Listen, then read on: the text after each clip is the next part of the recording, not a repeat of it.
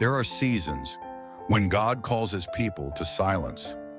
Not the silence of despair, not the silence of defeat, but the silence of focus, the silence of faith. Like the prophet Habakkuk declared, I will stand on my watch. I will set myself on the tower, and I will watch to see what he will say to me. Habakkuk knew silence is not emptiness.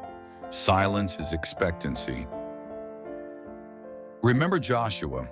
Before Jericho fell, he first waited in God's presence. He met the captain of the Lord's host, and there a divine strategy was born. Then for 6 days the army marched in silence. No shout, no sound, no sword drawn. Only the firm footsteps of faith and the presence of God going before them. The silence was not weakness. The silence was strategy.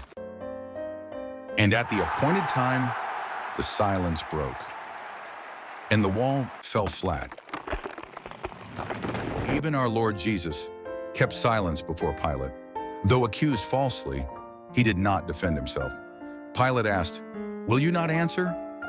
But Jesus remained silent, for if he had spoken, he might have been set free.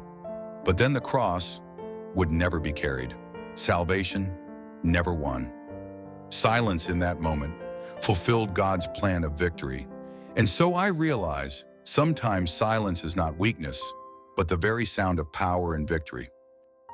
The oath of silence is this vow to shut out the noise of men and to speak only to God in prayers.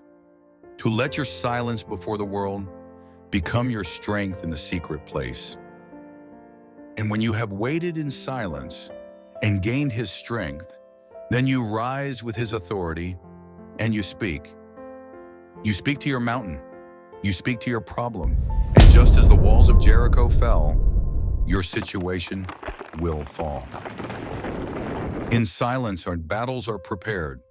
In silence, faith is sharpened. In silence, God readies his people for a shout of victory. Will you take the oath of silence? To stand your watch like Habakkuk, to wait like Jesus, to march in faith like Joshua, and to break your silence only when heaven says shout. Don't forget to like, share, and subscribe.